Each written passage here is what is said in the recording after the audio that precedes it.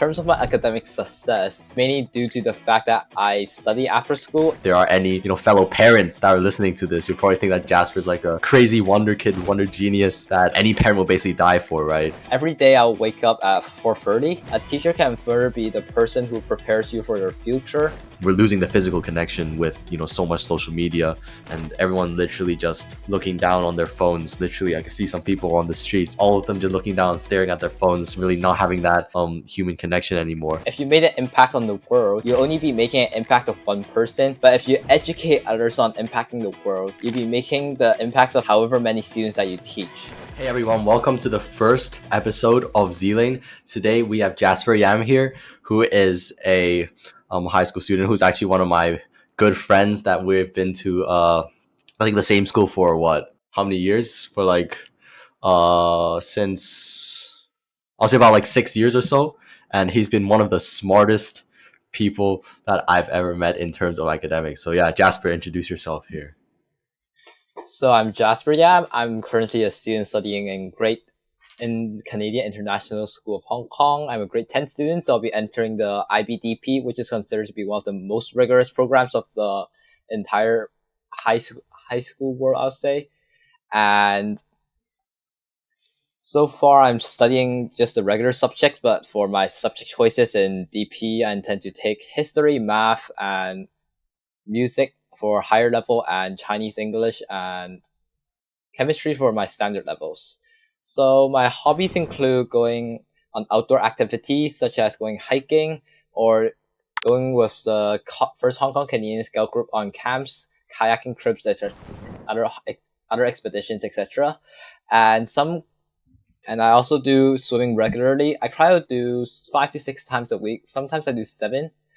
And I also participate in competitions. And finally, I have a passion for music. So I've joined a number of school ensembles, including the Symphonic Winds and Chamber Ensemble.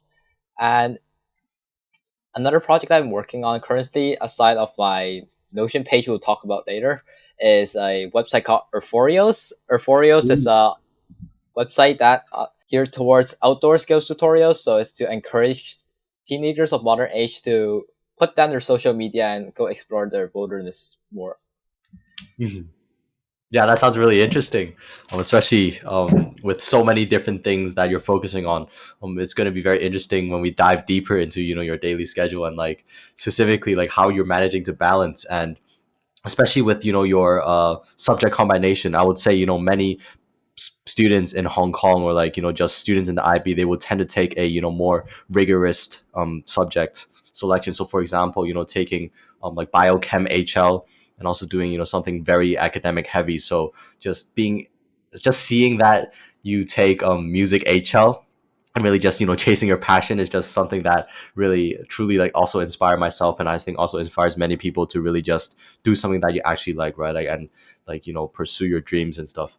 So yeah, I guess I don't think you have talked about this, but maybe also emphasize more on your academic success. I know you're a very humble person, so I think you've also got scholarships for 6 years in a row, and you probably also many leaders in scouts and bands. So maybe also talk about more your achievements on that side. Well, I have to correct you on one thing here first before we get started.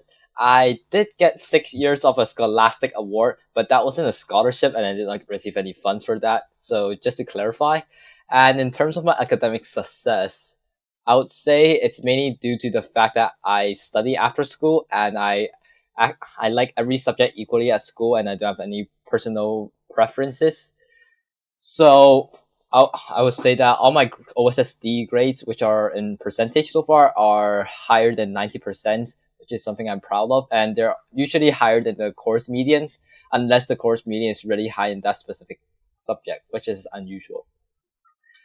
So in terms of my academic success reasons, this is probably because as I mentioned before, I would study after school. I use a tool called Anki, which is a flashcard tool. I'm sure there are many other tools that people use right now, but Anki is the one that I really like. Considering that it's been used by many other medical students in universities, I thought it would be a really cool choice to use it for grade 10 so that I can memorize more knowledge. And let's move on to my leadership roles. So in Scouts, as I mentioned previously, I'm the school's first Hong Kong Canadian Scout group.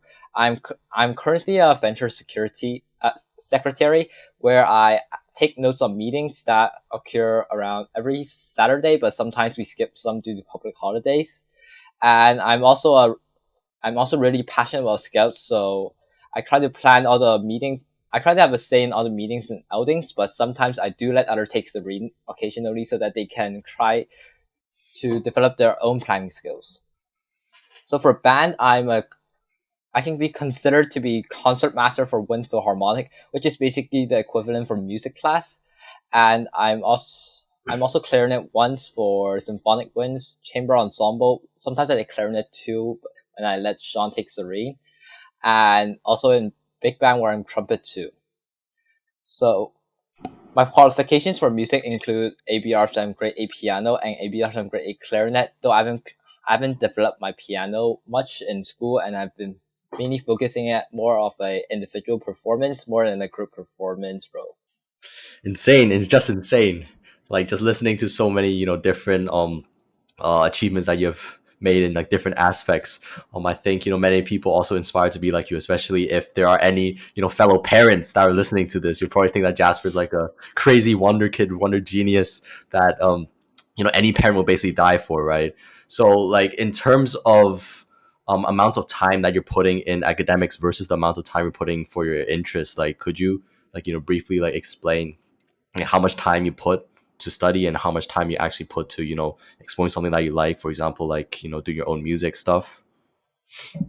Well, I'll probably say around 60 to 70% of my time is mainly focused on academics, because I spend my time before and after school on revising for my notes, completing all my homework, and making sure that my tasks are up to date and my notes are up to date as well.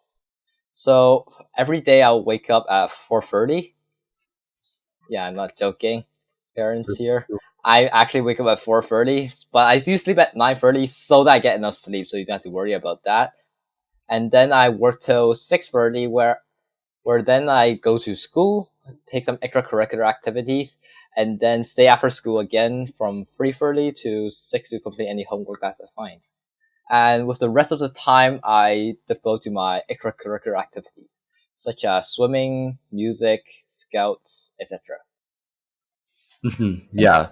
So like with this, interesting routine, like you probably heard of like so many successful people that take the early waking up and early sleeping routine. So do you think that have heavily contributed to your overall academic success and your overall well-being? Do you think that really made like a big part as to being able to fully energize yourself every single day and just doing the things that you plan to do? I would say that's a factor, but it's not the sole reason for ensuring that I can do what I always want to do. So sometimes I wake up in the morning and I feel really, really tired. And usually in those times, I would spend a long time eating breakfast or a long time just sitting around watching the news before I start doing my homework. So this is usually because I didn't have my adequate planning of what I was intending to do during that day. So something I've learned that you have to plan out on every time section of your work time that you have. You have to plan it with you have to plan which task that you want to complete, and you have to estimate how long the task will take so that you can have an accurate estimation of when you can start the next task. Otherwise, you start feeling like there's too many tasks to overcome, and each task is more difficult than the last, and then that pushes you towards procrastination on social media and other distractions that you probably will regret later on when you're finished with your work, or finished with your work time but haven't finished with your work. Yeah, this topic of procrastination, I think we should dive deeper into because it's very interesting, right? Like, I think the key is just to, being able to, I guess, doing something called eat the frog first. So being able to, finish all of the harder tasks before doing those instant gratification moments. So, for example, many people can control their desires to, playing video games or to just eating junk food because they don't really see the impact of this down the line. So what are your specific strategies on like planning all of your goals and planning what you're exactly going to do in this exact moment? Are you doing it like every single day at night, or are you doing like once a week, once a month review? Like how's your like overall system to your routines? I actually just plan before every work session on what I'm going to do. So I have a task list that I've created in Notion that I use to track down all the tasks I have to complete, as well as any other hobbies or interests that I like to pursue if I have any more free time. So I use a system called the Pomodoro timer. You might have heard of it. Mhm. So using the Pomodoro time method basically means that you work for 25 minutes and then take a 5-minute break, and you repeat this routine for 4 times and then take a longer break of 15 to 20 minutes before starting the routine again. So I found this to be a really, really useful tool for scheduling all my tasks, as there'll be a time limit for every single task, and I try to finish each task within 1 Pomodoro or 2 Pomodoro. If it goes to 3 Pomodoro, I actually starts getting annoying or bored, and then I'll lose the motivation to work on it. So I try to minimize the amount of time that I take to finish one task. Sometimes if a task is really I break it down to smaller tasks. So for example, Earthorials was my personal project for grade 10. So inside Earthorials there are multiple skills and multiple levels. So I broke it down into those respective levels and skills, and then I broke it further down to my tutorials, where I'll focus on completing 1 to 2 tutorial per day. So each tutorial will take around 2 Pomodoro sessions. So I'll be able to finish them on time and still make sure that I have an adequate product to project to my class without having lack of quality or lack of effort put into the task. Hmm. Yeah, that's for sure sounding very interesting, because I personally sometimes find myself, when I do a lot of work in a certain amount of time, like I personally feel, burned out. And I guess, having this specific tactic, using this timer tactic, you can for sure like schedule breaks in between, even though sometimes I will personally feel like I'm wasting my time going on the break, if you get what I mean. I don't know if you also feel this, but like you can also feel like if you don't take the break, then you could do more work. But it actually works the reverse, right? Because if you don't Yeah. take the break, then, you know, your work will be less productive, your mind won't be more focused. So yeah, just having this right balance, I think, is very important. So in terms of your entire timeline and timetable, like has your study strategies always been like this, or have you like explored like different strategies before, or like as you've grown up from the middle years program to the high school, has things changed? I would say they've changed a lot, considering that in grade 7 and grade 8, the academic stress that was put upon students were less severe. So I did not feel the urge to study. And because there wasn't a final exam, so I didn't use any flashcard tools or complete any review packets that you might see commonly when you enter the grade 9 and grade 10 phase of your life. So when I entered grade 9, I started using a tool called Asana. So Asana is a project management tool it's actually for teams to organize their own tasks and make sure that their their progress is up to date. But I tried to use it for my individual work. But then I found out Asana was a little too complicated for me, so I gave up with Asana and moved on to Notion. So one thing that people should always make sure is that what they're doing is not too complicated or too out of their range to do. Otherwise, they'll always feel like they're not doing enough, or simply that their ability is not enough, and they'll lose their self-esteem, which is really important when you're working. You also mentioned that when you're taking breaks, it feels like you're wasting your time. However, when I take breaks, I usually take productive breaks, which includes walking and stretching. And usually I find that after taking the break, my head hurts less, as you might have felt after doing like a 3 hour stretch and you're really tired. And I'm more productive, more ready, and more awake to get back to work, instead of nearly drifting up when I'm typing some stuff that turns out to make no sense after I review it the day afterwards. Hmm.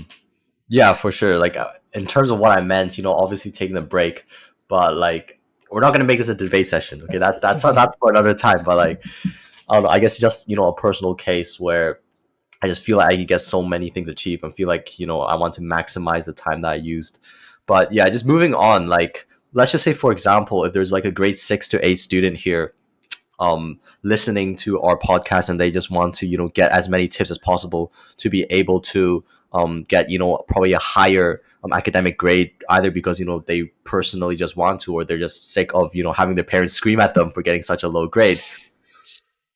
But they also want to spend, I don't know, like just say 2-3 hours every single day playing video games with their friends, just being able to relax, as that's something that they really value and something they look forward to every single day. What would you say is like a pretty solid routine and something that can probably spark academic success in this term? I'll probably say the most important thing is to take good notes and listen in class so you can maximize the time that you get outside on exploring your interest and playing with your friends. So there's also the forgetting curve, which I'm sure if you have Miss Lim as a science teacher, you will probably have heard about.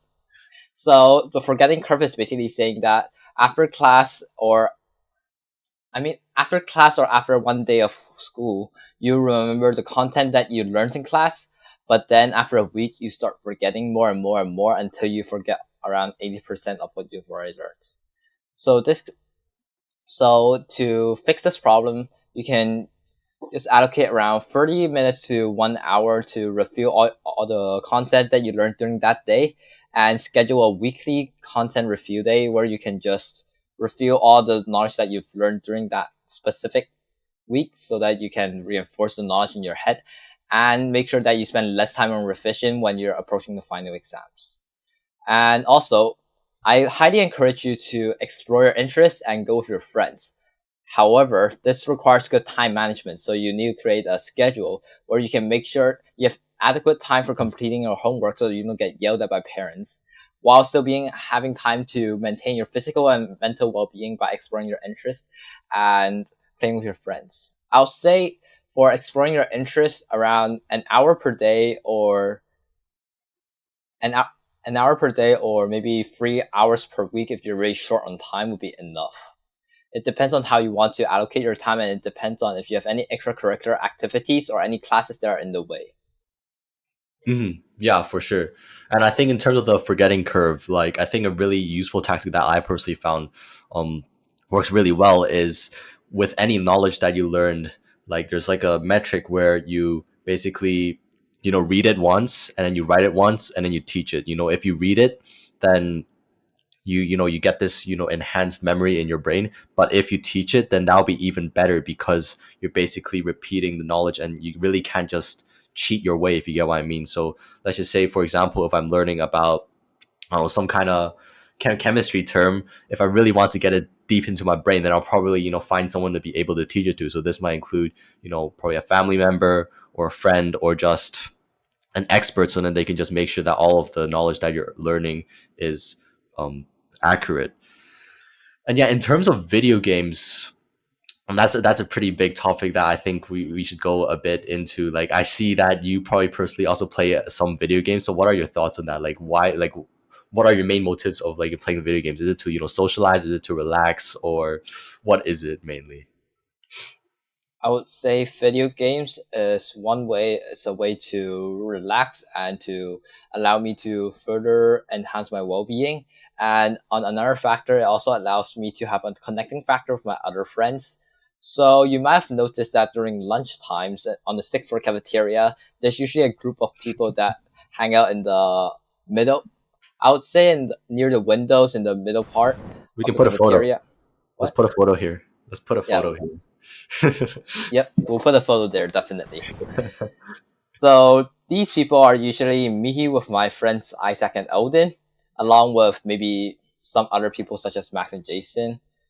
And they're not as academically skilled as me, but then we use the factor of video games to connect ourselves to each other, because through video games we can actually socialize, talk about strategies on maybe winning the game or specific combinations that we can use. And this is a really good chance for us to boost our collaboration skills as well as our socials and communication skills, which I feel I'm slightly lacking in.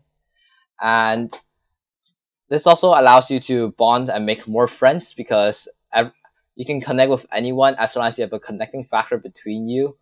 But sometimes you just don't see it, and by exploring your interests, which can include video games, you can make more friends and be able to build a web of connections, which would be useful in your later life when you're calling for help, or when you just simply want to talk to a friend in general. Hmm. Yeah, that's a very interesting aspect that I think many people misses, including myself, because I personally don't really play any video games. Like I stopped playing it because I feel like it's just not good. Like I guess it really depends on how you're going to use it and like at what stage of your life you are in, because you could probably see like many adults, they probably don't play video games because they think it's immature. But to a certain extent, right, like it depends on how you use it, like how often you use it, like if you're addicted or not, and like your true goals in your life. So we've already had like such a solid conversation. So I don't think I've mentioned this yet, but like what would you say is your life goal, like your life purpose? Like why do you think you are alive, and like what's your overall goal? Like what do you want to contribute to the world, if you go, I mean? Well, in terms of my contribution, I actually thought about this a lot when I was entering grade 9 and grade 10, especially when I was planning a goal for my personal project. Because before in the personal project assembly, I think many people were like me. They didn't really know what they want to pursue. They did have a lot of interest, but they didn't know which one they wanted to develop further. So for me, because I've been in Scouts group for quite how long? Around 4 years, and I've further been in Scouts since third grade in my old school. I find that Scouts is a really useful group that allows me to develop my leadership skills as well as my education skills. So this leads me into my civics interview in grade 9 when I was interviewing Commissioner Cassandra, which is the overall leader of the Scouts group in school.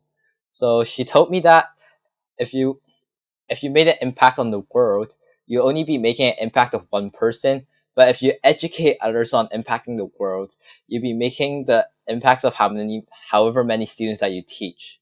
So this has prompted me to continue my dream of being a teacher, as you might have heard, but some might have not. So I find that being a teacher, it doesn't just have to be teaching subjects or being the teacher that you hate or depend on your grade at school. A teacher can further be the person who prepares you for your future and who endows you with important skills such as collaboration, fighting procrastination, or simply ensuring that your social and mental well-being are fine. So I intend on going on to, after graduating from university, I intend to go study Bachelor's of Education and continue my studies until I achieve a PhD.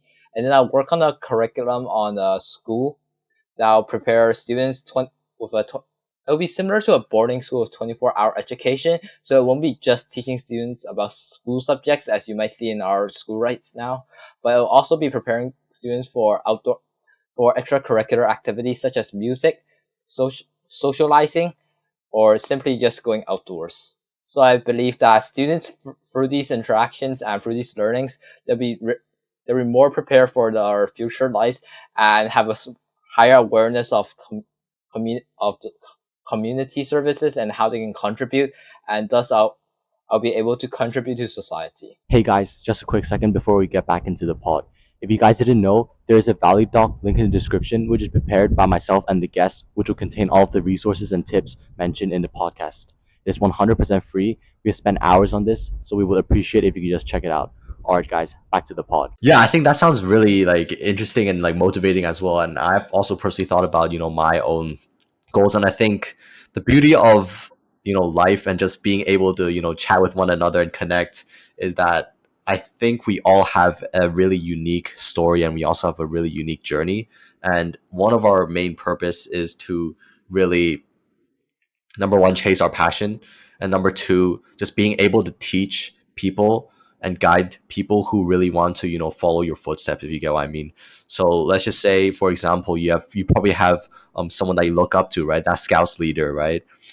And just being able to,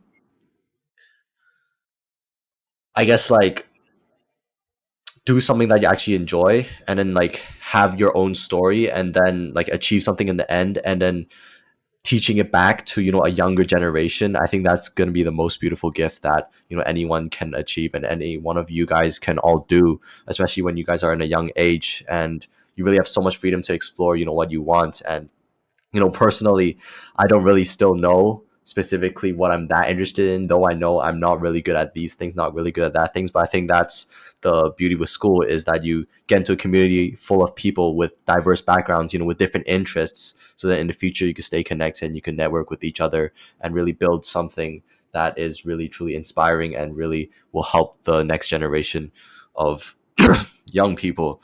So in terms of the outdoor activity, the website that you've been building, referring back to the beginning, could you please expand on that, because that sounds really interesting? The what was it called again? Earthorios? Earthorios. Yeah, Earthorios. Earthorios. I'll put the link. I'll put the link in the description. Yeah. Or the link in the description, that works. Mhm. So Earthorials is basically a website that I created that is geared on outdoor skills tutorials.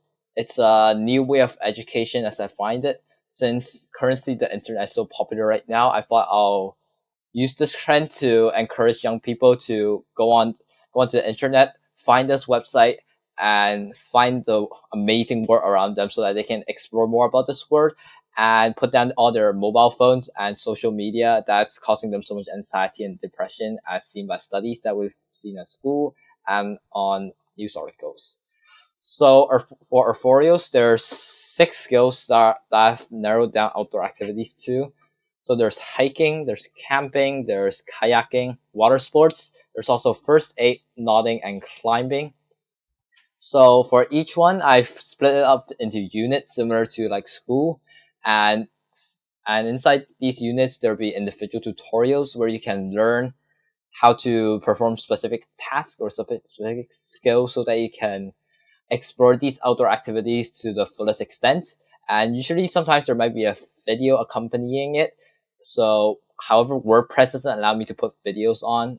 WordPress is a website that I basically use to create my site. So I've also created a YouTube channel to put the websites on, which is also called Earthorials. So you might be able to find it when you're on YouTube, but so far I've not been successful with it so far. There's still some technical issues I've been tinkering with. So for this website, I highly encourage you to, after reading these tutorials, to go out into the wild and try to experiment on these skills on your own, because I highly encourage students to try to walk outside and explore the world so that they can gain a deeper understanding of the world and be able to, you know, develop their mental and physical well-being and their connections to nature. Hmm.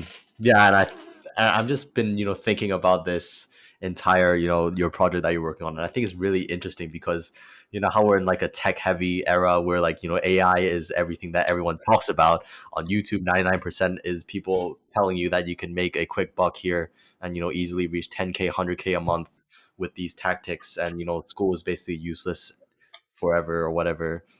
Okay, I might get like someone might clip me on that, but don't clip me on that. But yeah, like it's just funny to like just think about like in the beginning, like how we have existed, right? Like it's all about nature. Like in the world where there's no internet, how would things actually be? Like things will be like more peaceful, and even though we might not be like that interconnected right now online, um we're losing the physical connection with so much social media, and everyone literally just looking down on their phones. Literally, I can see some people on the streets, all of them just looking down, staring at their phones, really not having that human connection anymore. So I think you working on that project, or like anyone who really inspires to do like the opposite of what everyone is doing, I think that is a really valuable thing to learn, and just doing something that you actually like, right? So with AI and technology, like it's a very big topic, but do you like what are your overall thoughts on balancing using AI and also balancing like these physical connections, and how do you think like they can be like easily justified if there's like a boundary, if you know what I mean? So in terms of artificial intelligence, I would say you can treat it like the internet. So AI, you can use it as a search tool for researching on information that you need for students. But however, if you really want to create a, like for example, if you want to write an essay and you tell AI to do it for you, then what's the purpose of writing the essay? You have to think of the teachers always have a purpose when they're assigning homework to you, and there's a reason why AI is often talked about in school, where it's banned in some countries, or simply there are so many regulations around it. So AI can be used as a search tool. I'm not denying that. You can also use it for pursuing your own interests if you would like. However, before using AI, you should always think about what you're losing and what you're gaining by using AI. So if you're actually losing out on learning and on not skills that you believe that it would be crucial for later life, I believe that you shouldn't be using AI, as you'll be having a detrimental impact on your own life. And yeah, you should try to regulate AI for yourself so that you use it responsibly.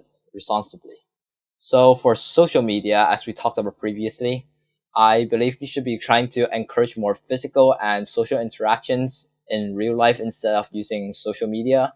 So as you can see, my social media life isn't very developed. If you try to search me on Instagram, LinkedIn, Facebook, Snapchat, Twitter, no, X, sorry, Elon Musk, and all the other social media platforms, you usually only find a mention of me and not actually me as an account. This is because I only have WhatsApp and WeChat as an account, and those are purely for communications. If I'm actually at home and I need to communicate with my friends, or when I need to communicate with a teammate for any work that needs to be done. So I prioritize physical connections, especially because usually in social media, you find that the stuff that you text to other people is often forgotten within a few days, and they're usually quite meaningless when you reflect back on your usage of them. However, when you check your screen time, which you should probably do now, pause the video if you want. Now, you may find that you have over, let's say, 5 hours on Instagram. So these 5 hours you can have used for sleep, you can have used for your physical and mental well-being, you can have used for academic work, but you put it on Instagram. So social media can actually boost your anxiety and depression. And so on one factor, you're increasing mental health problems for yourself, and another, you're wasting time when you're saying that you shouldn't be procrastinating, and at the end, when you find out that you don't have enough time, you'll be regretting why you spend so much time on social media. So this all actually comes down to time management and responsibility. And it's crucial that you explore these two skills up for yourself, as no one can tell you what's right and what's wrong. And it's up to you to decide what you believe is truly right for you. Hmm. Yeah, that's a very good explanation, Jasper.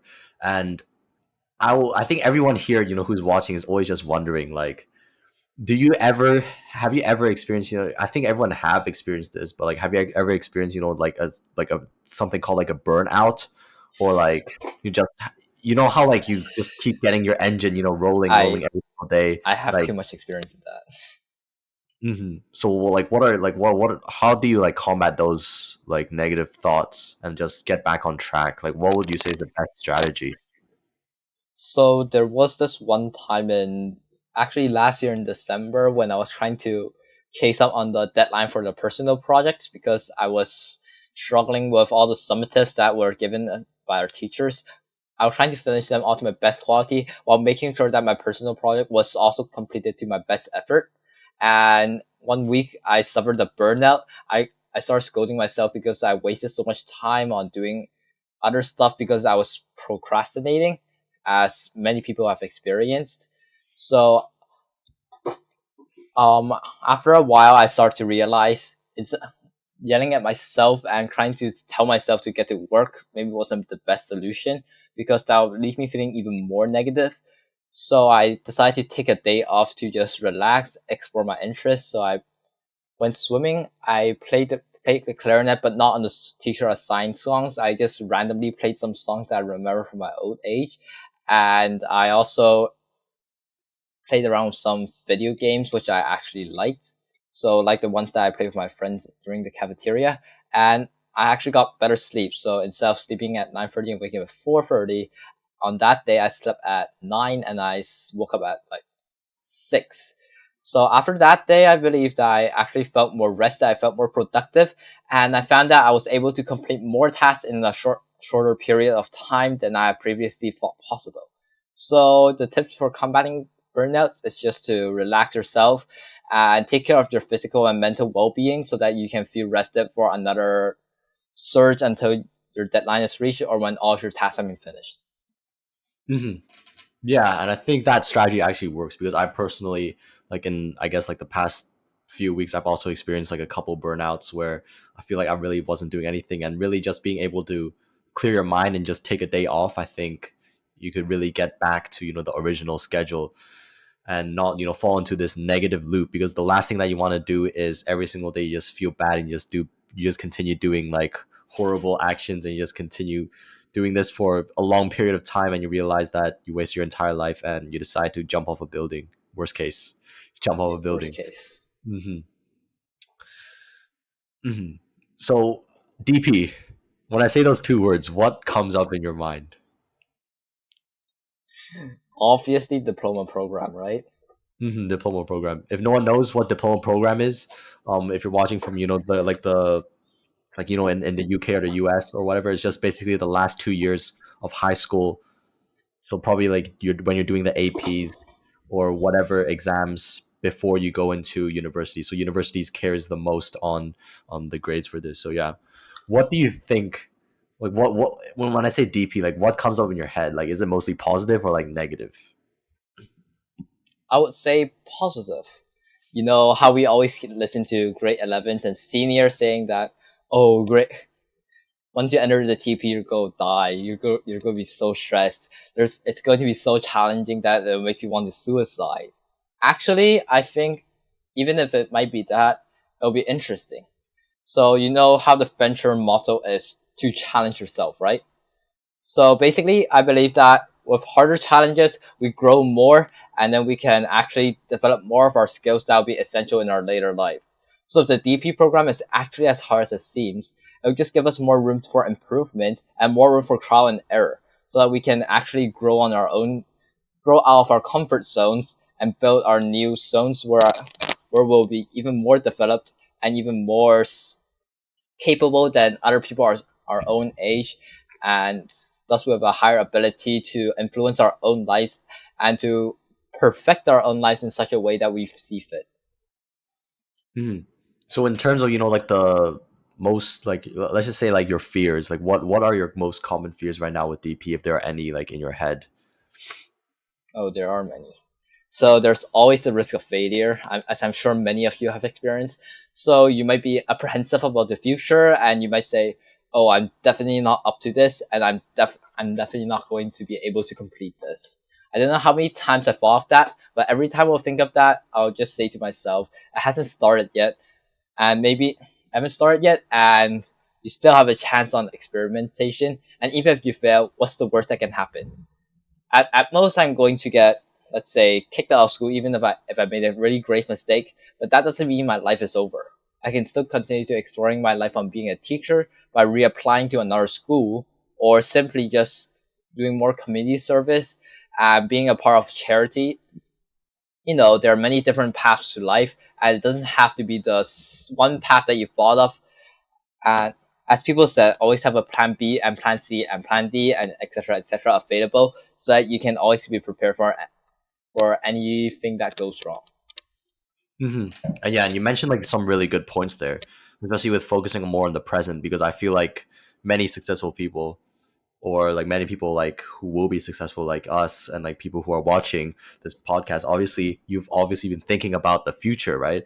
Or else what's the main reason why you'll be pressing into this video in the first place? Probably to get insights, to be, more aware of things that will happen in the future. And I guess the main priority for us is that it's very also important to stick to the present, because the future is the future, and if you don't really be conscious of the present, then you're always going to be living toward the future, right? So that's going to be a problem there. And also talking about the worst case scenario, like being able to know what's the worst case that can happen, and getting this fear out and just writing it down when it comes up to your head. And journaling is a very effective strategy. So I don't know, do you also do journaling? Well, I actually used to do journaling until I found that it was actually more time consuming than it needed to be, because I'll spend around an hour just at home thinking of what I did finish that day. So I do still do journaling, but I change it to a monthly interval. So I'll send an email to myself every month, reminding me of what I've accomplished and what I still need to work on and what I'm grateful for. So I found that to be a really good way on reflecting on myself and my accomplishments over the months. Actually, I started that in last year in January, so it's only been 17 emails that I've received so far. Mhm. But I believe I'll continue on this habit throughout my life so that I can continue to reflect on my own progress and remind myself that I can do this and I'm not a complete failure. Yeah. I mean, I personally have been journaling. I stopped journaling for like a period of time for like the past 2 weeks because I feel like it's like you get to a point where you did it 100 days in a row, right? And then you kind of Yeah, feel like it's kind of useless. It's kind of repetitive, takes that's up a true. whole lot of time. But I come to realize that I guess journaling really, like when I look back at my journals, I can see like how much you've grown, right? And I believe in every single period, like you should be having quarterly reviews of your life, and if you don't see any growth in that 4 months or in that 3 months, then I feel like you're doing something wrong, right? And something needs to really be changed on that Right. aspect. So in terms of valuable traits, like do you what do you what if I was to ask you, Jasper, you have to find like a partner to work with you, or like I know I know we're all still pretty young, but let's just say, for example, you come out, you have to come out tomorrow, you have to start a company. What do you think is going to be like a valuable trait in someone which will help you, hire them, or partner with them to work with you? So in terms of the people that I would like to hire to my company, if I do have a company in the future, I first want to find someone that's really passionate about the job that they want to be in the company and that they have to be passionate about our company goals. So in each company, I'm sure that there's something that they want to achieve or they wouldn't have started the company in the first place. So the person that I'll hire have to have the same passion that they actually want in the company. Otherwise, they won't have the motivation to work for it. And they'll also have to be skilled and have good collaboration skills so that they can communicate to other team members and communicate to me on what they have achieved and their progress.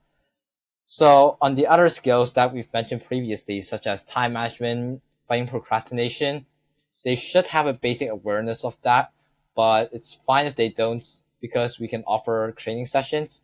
So the most important ones are still communication and collaboration.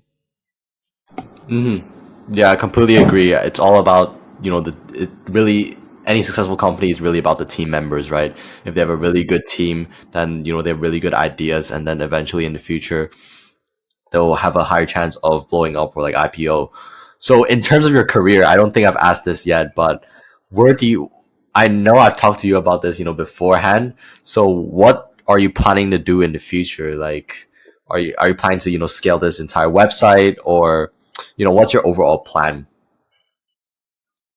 I believe I mentioned this previously in the podcast, but I'll just reiterate it again. So I was trying to become a teacher and create a school, a boarding school, I should say, that will educate students not just about curriculum subjects, but also on extracurricular activities and making sure that they have the adequate soft skills, as you would call it, for their future life.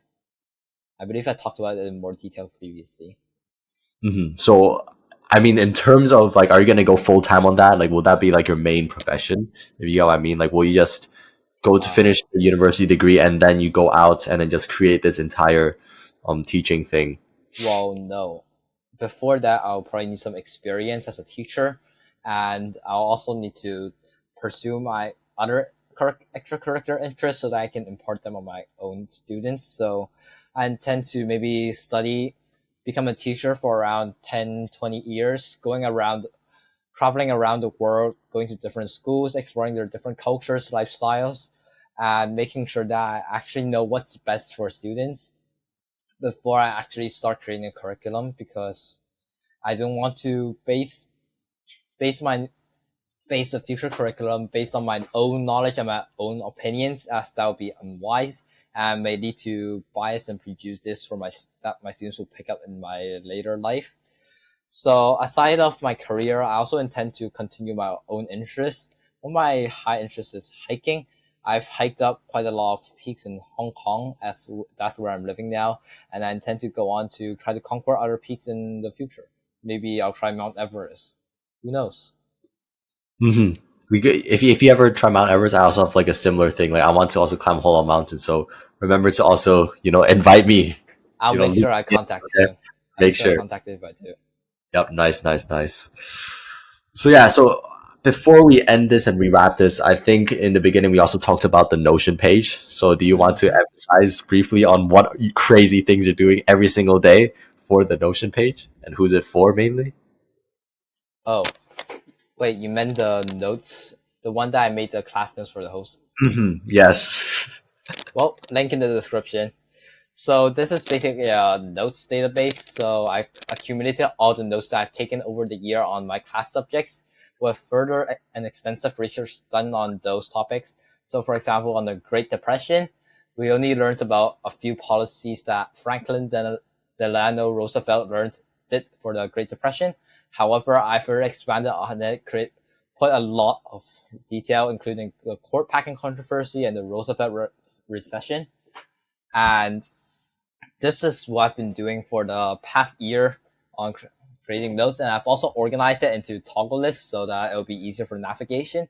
So if you want to learn more about the subject that we do at CD and IS at grade 10s, and if you're a grade 10 student or future grade 10 student wanting to revise, you can feel free to use these notes to take a look.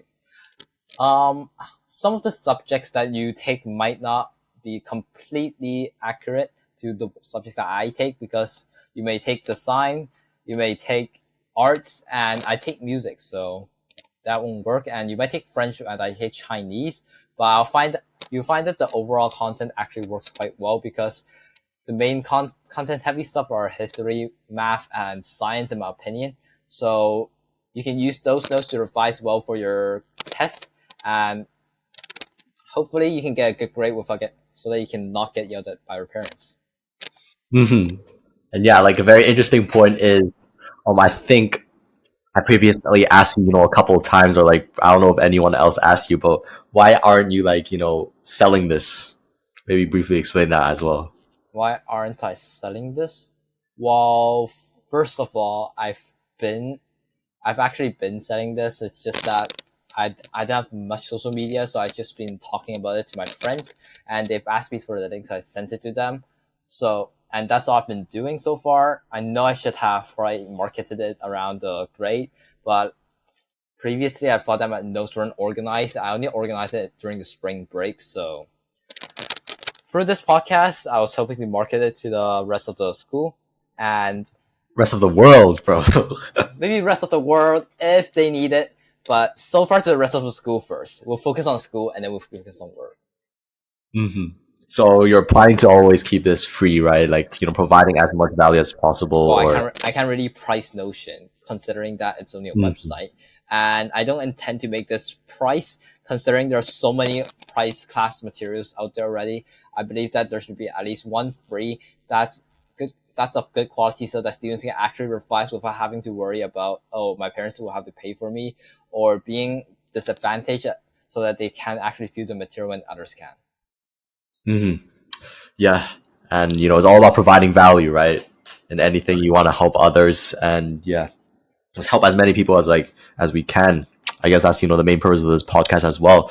So just to wrap up, with many podcasts that I watch, you probably have noticed that after 2 hours, I think this is not, I think this is a bit less than an hour, but after pretty long podcast, your mind is like wandering around, what should I do first, what should I do that. So I feel like in order to help as many people as we can and provide as much value, me and Jasper will be creating a doc, which we'll be doing after the entire podcast later on, and we'll link it in the description. And this will provide all of the different tips and strategies and the softwares that we have mentioned in the overall entire podcast. And it's just a little gift from us to you guys for staying till the end if you guys are still watching.